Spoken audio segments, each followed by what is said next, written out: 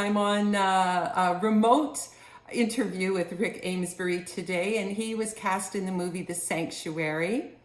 And Rick played the character Harley Whalen. Thank you for being here, Rick. Well, you're very welcome, Fern. It's my pleasure. How did you become part of the movie? How did you get the role? Well, it's interesting because every other role I've ever had, I've had to either go physically audition for it, or do a self-tape and then get a call back and go check in with a live audition again. In this instance, I just got an email one day from a fellow I didn't know at the time named Alan Cool, who said, "Hey Rick, my name's Alan Cool. I'm making a feature film. Did you want to be one of the lead characters?" And I thought, well, that's interesting. So I immediately Googled Alan Cool just to make sure it wasn't some kind of crank. And it turns out Alan was a legit dude. And I said, absolutely, no question about it. Isn't it great to be sought after? I know. I wish that would happen all the time.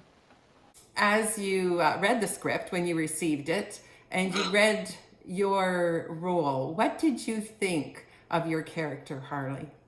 Well, I mean, hey, look, as an actor, you're always looking to play interesting characters and switch things up a bit and reach to places you've never had to reach before. And hey, man, when somebody asks you to be a 92-year-old man, I mean, that's an actor's dream, at least from my perspective. So I read the script. I thought the script was awesome, had lots of neat twists and turns, and I mean, that was just gravy because I was hooked on the character right away and went to work immediately on Harley Whalen. And what was your process of going to work to bring him to life? I know, I just did a bit of research. In the end, I think Harley Whalen winds up being a little bit of Mr. Tud the Ball. I don't know if you remember him from the Carol Burnett show. The old man character. No, not Mr. Tudball. It was the old man character that used to play so much Tim Conway's character with Harvey Korman. And so it was like half him and like half my father-in-law, who's 88 years old. So between the two of them, I was able to sort of put together a character with a bit of a roughness, and that's how Harley Whalen was born. Yes. And you also added a lot of physical elements. That can be challenging too, to hold a posture and be that into a character that you actually embody them. It is. It's a bit of a trick because, well, again, I'm not 92 years old, at least not yet. I'm a couple years off. And so it is difficult to maintain the hunch or maybe the shaking hand, imitating a little bit of maybe Parkinson's or something. But again, that's all part of the challenge and that's all part of the fun. And then, of course, acting opposite Lorraine Dankers as Edna, my wife, I mean, she just made it easy. When you have an actor you're working with who just makes you better, I mean, that's fantastic. Isn't that the truth? Yeah, she is so good too. Now there was the use of prosthetic makeup. Maybe this was your first experience with prosthetic, and how did that work for you?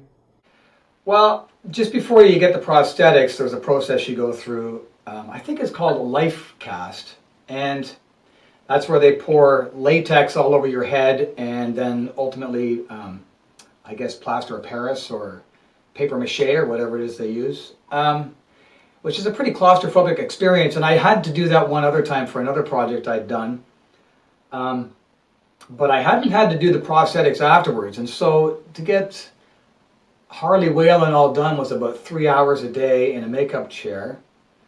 And we were, I think it was maybe eight days in a row, maybe we did that, 7 or 8 days anyway. And that could have been a real nightmare, honestly. But the two makeup artists, Sean and Monica, we got along great. They liked a lot of the same music, and so we had tunes blaring the whole time and had lots to talk about. And as you saw the movie for the first time, and maybe even just on set as you were experiencing the whole production coming together, Did you have a favorite moment? There was one scene we did, Lorraine and I did in the kitchen, What if that sheriff comes back? where we were having an We don't argument, know him. We and don't know what he'll during do. the argument the camera was circling us the whole time, so it was doing a 360 around us while we had this exchange.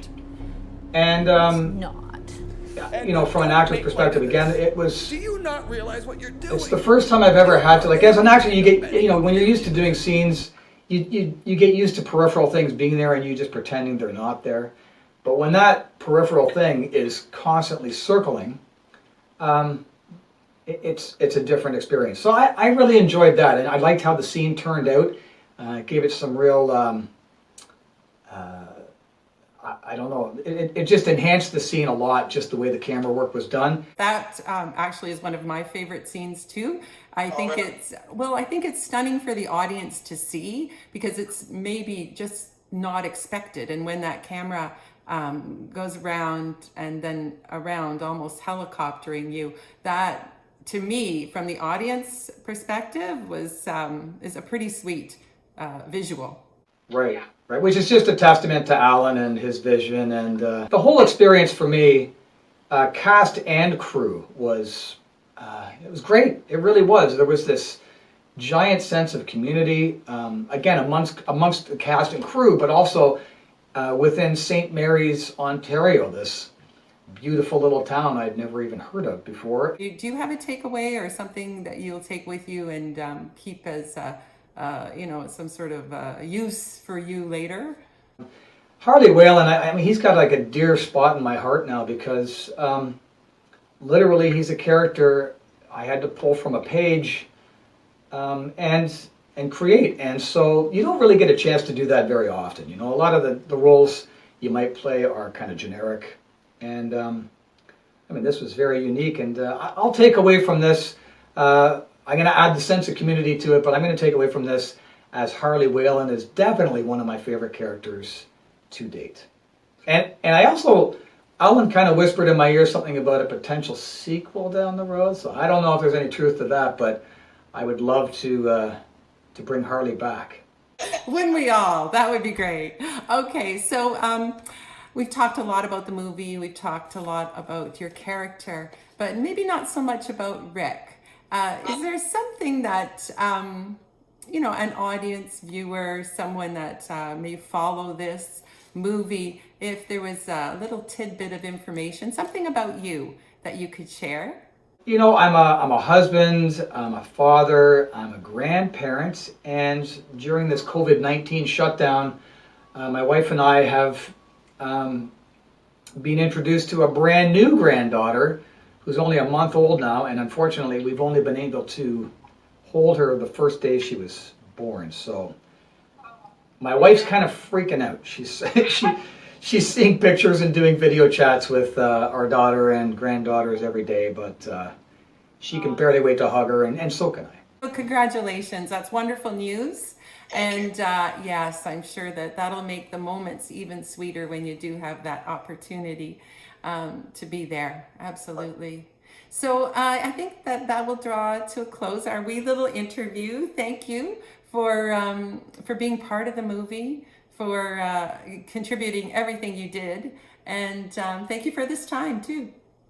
Well, you're very welcome, Fern, and thank you for all the hard work you do. I mean, you're one of the behind-the-scenes people who rarely gets to tell her story, so you've done an amazing job, along with Alan and Robin and Yaz and everybody involved. I mean, congratulations.